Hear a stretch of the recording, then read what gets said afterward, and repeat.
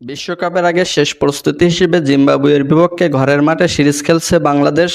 এরপর মেগা আসরটির আগ মুহূর্তে স্বাগতিক যুক্তরাষ্ট্রের বিপক্ষেও তারা একটি সিরিজ খেলবে, যেখানে নিজেদের পুরো দমে ঝালিয়ে নিতে চায় টাইগাররা।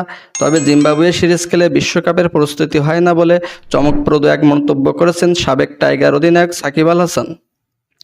রাজধানীর বারিধারায় পেসার রুবেল হোসেনের মোটরসাইকেল শোরুম উদ্বোধন করেছেন বিশ্বসেরা এই অলরাউন্ডার।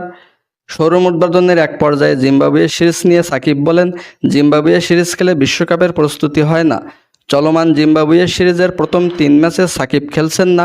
জাতীয় দলের হয়ে না খেললেও ডিপিএলে শেখ জামালের হয়ে সেঞ্চুরি করেছেন সাকিব।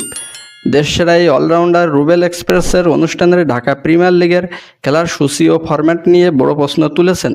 রুবেল এক্সপ্রেসের অনুষ্ঠানে সাকিব বলেন, সুপার লিগটা টি-20 সংস্করণে হলে ভালো হতো, ক্রিকেটারদের জন্য আরও সুবিধা হতো, ক্রিকেটারদের কথা আরও ভাবা উচিত ছিল।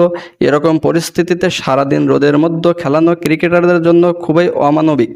আর কয়েকদিন পরে টি-20 বিশ্বকাপ, মেগা এই টুর্নামেন্টের আগে ডিপিএল টি-20 ফরম্যাটে করা যেত বলে মনে করেন বিশ্বসেরা এই অলরাউন্ডার। ভবিষ্যতে দায়িত্ব পেলে পরিবর্তনের আভাস দিয়ে সাকিব জানান, কখনো দায়িত্ব পেলে এগুলো ঠিক করবেন।